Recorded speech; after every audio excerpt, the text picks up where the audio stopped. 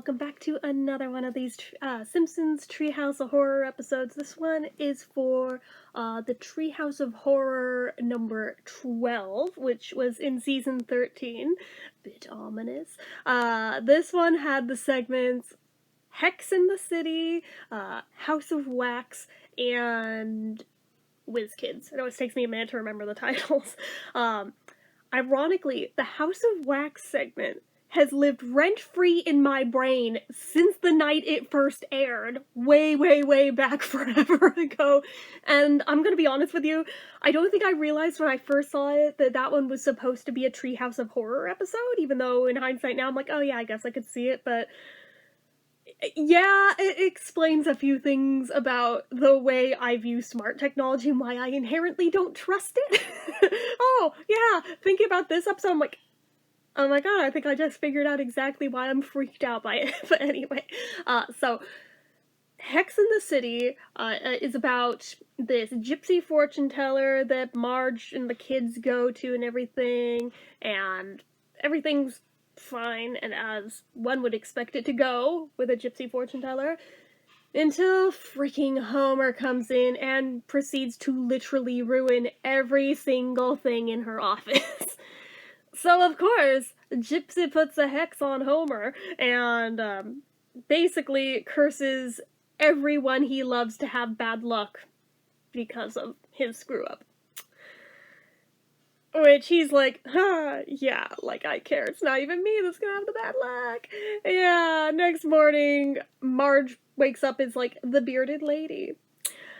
He goes to strangle Bart like he's done 10 million times before, and his neck elongates like a giraffe, and he can't even hold his own head up anymore.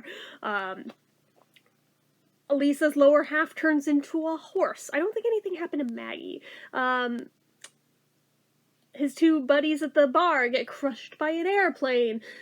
Mo gets somehow pickled in a jar of pickled eggs, and nobody's quite sure how or why, but on and on it goes. So he's told that he needs to find a leprechaun to reverse the gypsy's curse. How or why? Who the hell knows, but he sets out to create a leprechaun trap by pouring Lucky Charms in a hole. Which he screws up and pours in tricks first and gets a bunch of white rabbits. And then he's like, oh, and puts in a bunch of Lucky Charms, and now a bunch of just, like, random mythological creatures end up in there overnight, which he sifts through one by one till he finds a leprechaun, which of course wreaks nothing but havoc on their house, till he unleashes it on the gypsy, who he is expecting to get revenge for him, until the gypsy and the leprechaun start making out, and next thing we know, they're getting married. Oh boy. Yeah. Yeah, it ends about like that. It's like, oh, alright. Twist ending. Didn't foresee that one, but okay. So House of Wax, not W-A-X, it's like W-H-A-C-K-S. Basically, years and years before smart technology was a thing, and smart homes and everything, they get, like, the home of the future installed into their house to, like, just have a centralized robot take care of literally all the chores in the house and improve their everyday living, because it's the house of the future, and they can set it to, like, any voice that you want, and they pick Pierce Brosnan to get a touch of class up in the house. And basically, it starts out really cool until the Pierce robot gets really creepy with Marge really quickly and falls in love with her, and basically he sets out to kill Homer so he can have Marge to himself. Except he fails at it, and they have to destroy the machine. But instead of destroy it all the way, they just bestow it upon Patty and Selma. A fate worse than death. So finally, Whiz Kids is just like the Harry Potter parody of the episode. It goes about as one would expect. I did appreciate that Smithers was Slithers. I was like, yes, alright, well played.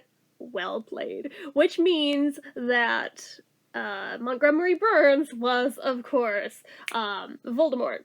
I think they made him like Monty Mort or something. It was hilarious. But yeah, it goes down exactly how you'd figure a Harry Potter parody would go.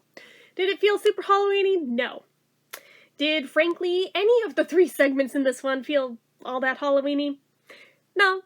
They all had a dark twist to them, and I guess for that you could argue Halloween theme, but not one of their better Treehouse of Horror ones. I mean, just as individualized segments on their own, they're all fine and well, but for a Halloween theming, I was like, no. But boy, that House of Wax one, it amazes me how vividly that segment has stayed in the back of my freaking mind.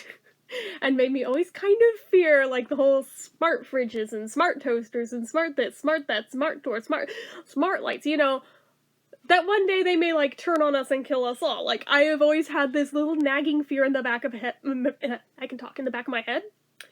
So rewatching this episode as a grown-ass adult, I'm like, holy crap, I just got to the bottom of why I think I have that fear. It's because of this. It's because of this.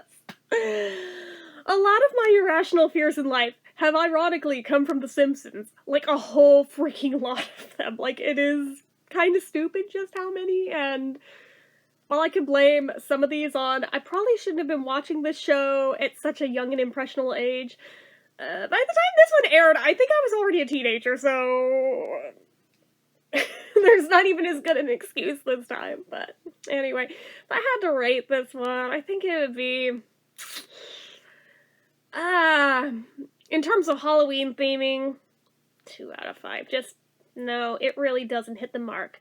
But in terms of just being enjoyable segments on their own as little mini stories, I mean, those are all fine and well. So, I mean, I guess I would rate those as more of like a 3 to 3.5 out of 5. But it's just very mediocre, middle of the road for this one, if you ask me.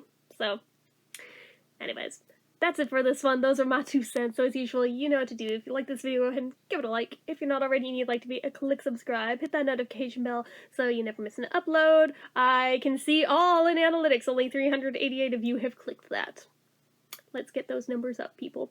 Anyway, make sure you're following my social media accounts, my Facebook fan page, my Twitter, my Instagram, my Etsy, everything and more. It's all down below. Have you seen this episode? What did you think of it? Leave it all down below in the comments, as well as anything about anything. And if you like what I do here on this channel and you'd like to help support it, the donation link, as always, is down in the description.